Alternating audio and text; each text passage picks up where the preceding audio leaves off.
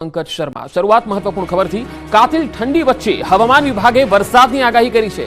27 અને 28 ડિસેમ્બરે કમોસમી વરસાદ ખાબકશે। હવામાન વિભાગે કરી માવઠાની આગાહી। ભર શિયાળે ખાબકશે કમોસમી વરસાદ। 27 અને 28 ડિસેમ્બરે માવઠાની આગાહી। ચોમાસા દરમિયાન વધુ પડતા વરસાદે પરેશાન કર્યા બાદ ખેડૂતોને કળ વળે એ પહેલા જ કમોસમી વરસાદના વાવડ આવ્યા છે। ડિસેમ્બર મહિનાના અંતમાં રાજ્યમાં માવઠાની હવામાન વિભાગે આગાહી કરી છે। હવામાન વિભાગે માવઠું ક્યાં થઈ શકે તેની વાત કરતા ટાંક્યું કે ઉત્તર ગુજરાત, દક્ષિણ ગુજરાત, સૌરાષ્ટ્ર કચ્છમાં સામાન્ય વરસાદ થઈ શકે છે, જેમાં 27મીએ ઉત્તર ગુજરાત ઉપરાંત કચ્છ સૌરાષ્ટ્રના ઉત્તરના ભાગોમાં માવઠું થઈ શકે છે, તો 28મીએ ઉત્તર ગુજરાતના બનાસકાંઠા, સાબરકાંઠા, અરવલ્લી, મહીસાગર ઉપરાંત દક્ષિણ ગુજરાતના મધ્યપ્રદેશ સરહદને અડીને આવેલા જિલ્લાઓમાં પણ વરસાદ થઈ શકે છે। 27 तारीख को नॉर्थ गुजरात और सौराष्ट्र कच्छ के नदन हिस्से, मुख्य तौर पे कच्छ और कोस्टल जो है द्वारका, पोरबंदर, भावनगर, मोरबी, इन इलाकों में जो है रेनफॉल देखने को मिल सकता है।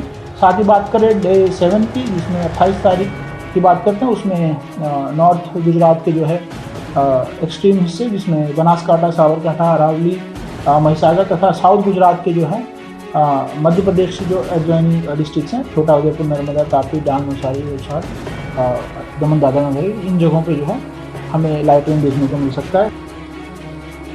ખેડૂતોના પાક પર ખતરાના એંધાણ। પરેશ ગોસ્વામીએ કરી છે માવઠાની આગાહી। ખેડૂતો પર ફરી ઘેરાશે સંકટના વાદળો। હવામાન નિષ્ણાતે કરી મોટી આગાહી। ગુજરાત પર ફરી માવઠાનો ખતરો। હાર થીજવતી ઠંડી વચ્ચે રાજ્યમાં કમોસમી વરસાદના વાદળો ઘેરાશે એવી ડરામણી આગાહી કરી છે। હવામાન નિષ્ણાત પરેશ ગોસ્વામીએ જણાવ્યું કે રાજ્ય પર માવઠાના પ્રકોપનો ખતરો મંડરાઈ રહ્યો છે। 28મી ડિસેમ્બર સુધીમાં રાજ્યના કેટલાક વિસ્તારના વાતાવરણમાં પલટો આવી શકે છે। પરેશ ગોસ્વામીના મતે 25 થી 27 ડિસેમ્બરે માવઠું ત્રાટકે તેવી શક્યતાઓ છે। રાજ્યની અંદર ફરી એક વખત માવઠાની શક્યતાઓ છે। હવે જે માવઠાનો વરસાદો પડવાના છે એમાં ખાસ કરીને અત્યારે ડિસેમ્બર મહિનાનું છેલ્લું સેશન ચાલી રહ્યું છે। આજે 21 ડિસેમ્બર થઈ ચૂકી છે અને 21 થી 28 ડિસેમ્બર સુધીનું જે સેશન છે એમાં રાજ્યના અનેક વિસ્તારોની અંદર હવામાનમાં પલટો આવશે અને અનેક જગ્યાએ વરસાદી ઝાપટા પણ પડી શકે છે, જેમાં ખાસ કરીને 25, 26 અને 27 ડિસેમ્બર દરમિયાન રાજ્યના અનેક વિસ્તારોની અંદર ઝાપટા પડવાની શક્યતાઓ વધારે છે। રાજ્ય પર માવઠું આવવાના બે પરિબળો સર્જાયા છે। મધ્ય અને ઉત્તર રાજસ્થાન પર એક સિસ્ટમ સક્રિય થઈ છે। રાજસ્થાનમાં બનેલી સિસ્ટમની અસર ઉત્તર ગુજરાતના કેટલાક વિસ્તારોમાં થશે। આ સાયક્લોનિક સર્ક્યુલેશનને કારણે માવઠું થઈ શકે। અને દક્ષિણ ભારત ઉપર અત્યારે જે ઈશાનના ચોમાસાનો પ્રભાવ છે ને ઈશાનના ચોમાસાને કારણે ત્યાં પણ મજબૂત એક વરસાદી સિસ્ટમ પસાર થઈ રહી છે। એ બંને પરિબળોને કારણે મધ્ય ઉત્તર રાજસ્થાન ઉપર એક સાયક્લોનિક સર્ક્યુલેશન બની રહ્યું છે અને એ સાયક્લોનિક સર્ક્યુલેશનને કારણે ગુજરાતના અનેક જિલ્લાઓની અંદર માવઠાના વરસાદની શક્યતાઓ છે। પાર્સલ બોમ્બ ફાટતા અમદાવાદમાં ખળભળાટ। બાળક સહિત 3 થી 4 લોકો ઘાયલ થયા। બોમ્બ આપવા આવેલા ગૌરવ ગઢવી અને અન્ય એકની અટકાયત। અમદાવાદમાં સવારમાં એક પાર્સલમાં બ્લાસ્ટ થતા ખળભળાટ મચી ગયો। પાર્સલમાં ભયંકર બ્લાસ્ટ થતા બાળક સહિત 3 થી 4 લોકો ઘાયલ થયાનો દાવો છે। બ્લાસ્ટ થતા જ પાર્સલમાંથી બ્લેડ, બેટરી વિખેરાઈ ગઈ। ઘટના અમદાવાદના સાબરમતીમાં આવેલા શિવમ રો હાઉસની છે। દાવા પ્રમાણે શનિવારે સવારે 3 શખ્સો રિક્ષામાં બેસીને સોસાયટીમાં આવ્યા, જેમાંથી ગૌરવ ગઢવી નામનો શખ્સ નીચે ઉતર્યો અને પાર્સલ લઈને ભોગ બનનાર બળદેવ સુખડિયાના ઘરે પહોંચ્યો। બળદેવ સુખડિયાએ પાર્સલ મંગાવ્યું ન હતું, એટલા માટે પાર્સલ લેવાની આનાકાની કરી। એ જ દરમિયાન પાર્સલમાંથી ધુમાડો નીકળવા લાગ્યો। કોઈ કંઈ સમજે તે પહેલા જ મોટો ધડાકો થઈ ગયો। પાર્સલ લાવનાર ગૌરવ ગઢવીને પણ ઈજા પહોંચી। બ્લાસ્ટ સવારે 11:15 વાગે થયો। સમાચાર મળતા જ પોલીસ દોડતી થઈ ગઈ। FSL બોમ્બ સ્ક્વોડની ટીમ પણ ઘટના સ્થળે પહોંચી ગઈ અને શું કોઈ મોટું ષડયંત્ર છે કે કેમ એ મામલે તપાસ શરૂ કરાઈ, કારણ કે શરૂઆતમાં બળદેવ સુખડિયાના પરિવારે એવો દાવો કર્યો હતો કે તેમની કોઈની સાથે દુશ્મની નથી, આતંકવાદી કૃત્ય હોવાની પણ આશંકા વ્યક્ત કરવામાં આવી હતી। જો કે જ્યારે પોલીસે ઊંડાણપૂર્વકની તપાસ કરી તો ખબર પડી કે અંગત અદાવતમાં આ બ્લાસ્ટ કરાયો છે, જેમાં રોહન રાવલ નામના શખ્સનું નામ ખુલ્યું, જ્યારે ભોગ બનનાર બળદેવ સુખડિયાએ રૂપેન નામના શખ્સ પર શંકા વ્યક્ત કરી। એક દાવો એવો પણ કરી રહ્યો છે કે રૂપેન બારોટે આ બ્લાસ્ટ કરાવ્યો। રૂપેન બારોટના છૂટાછેડા થઈ ગયા છે। છૂટાછેડા અગાઉ રૂપેનની પત્ની બળદેવ સુખડિયાના ભાઈ માનતી હતી। રૂપેનની આશંકા હતી કે છૂટાછેડાનું કારણ બળદેવભાઈ છે, એટલા માટે જ તેણે આ રીતે પાર્સલ મોકલીને બ્લાસ્ટ કરાવ્યો છે। જો કે આ મામલે હજુ ઊંડાણપૂર્વકની તપાસ ચાલી રહી છે। અમદાવાદના રખિયાલમાં તોફાન મચાવનારા આરોપીઓના ઘરે ચાલ્યું તંત્રનું બુલડોઝર। એએમસીની જગ્યામાં કર્યું હતું બાંધકામ। 18 ડિસેમ્બરની રાત્રે ખુલ્લી તલવારો સાથે ભર બજારમાં ઉત્પાત મચાવનારાને 48 કલાકમાં જ પોલીસે આંટી લીધા। ફજલ, અલ્તાફ સહિત 6 ગુંડાઓએ બાપુનગર અને રખિયાલમાં ઉત્પાત મચાવી કાયદો તોડ્યો. જો કે બીજા જ દિવસે આરોપીઓના ટાંટિયા તૂટી ગયા અને હવે સરકારી જમીન પર ગેરકાયદે ઉભેલા તેના 3 ઘર પણ તોડી નખાયા. આ દ્રશ્યો અમદાવાદના ગરીબનગરના છે, જ્યાં કુખ્યાત ગુંડા અને ગટરના કીડા સમાન ફજલ તથા અલ્તાફના ઘર પર કંઈક આ રીતે તંત્રએ તવાઈ બોલાવી. આરોપીઓના 3 ઘર પર ગણતરીના સમયમાં જ બુલડોઝર ફરી વળ્યું. પોલીસ અને તંત્રએ આવા લુખાઓને સ્પષ્ટ સંદેશ આપી દીધો છે કે મર્યાદામાં નહીં રહો તો આ જ રીતે બધું સાફ થઈ જશે.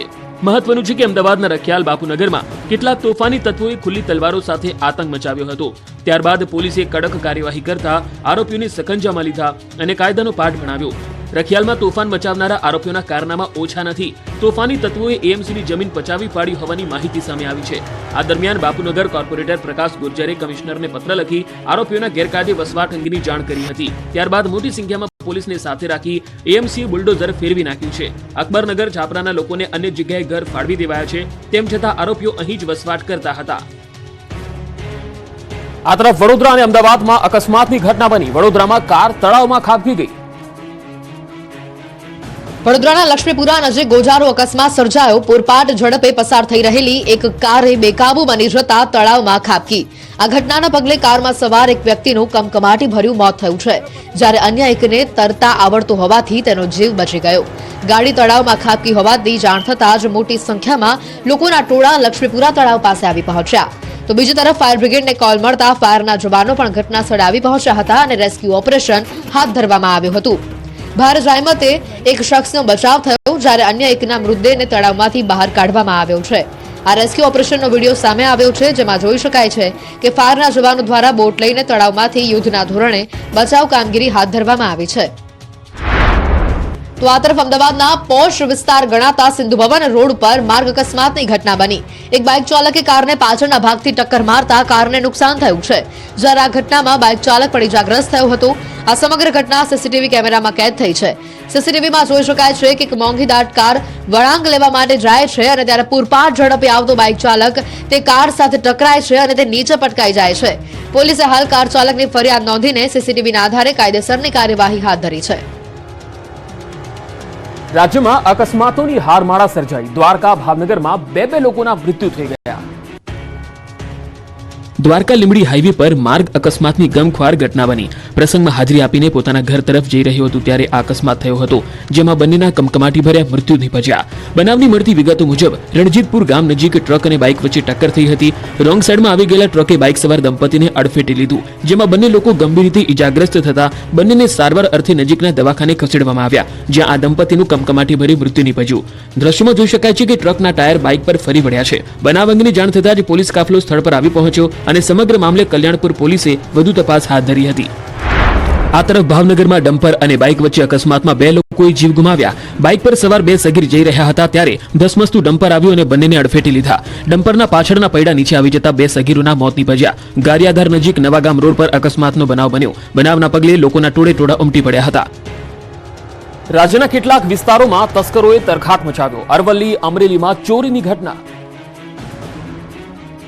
અમરેલીના સાવરકુંડલામાં પણ શિયાળાની ઠંડીનો લાભ લઈને તસ્કરો ત્રાટક્યા. આ વખતે તસ્કરોએ એટીએમ પર નિશાન તાક્યું. દરબારગઢ વિસ્તારમાં આવેલું એટીએમ તોડી તસ્કરોએ રૂપિયાની ઉઠાંતરી કરી. જોકે પોલીસે સીસીટીવીના આધારે તસ્કરોને દબોચી લીધા.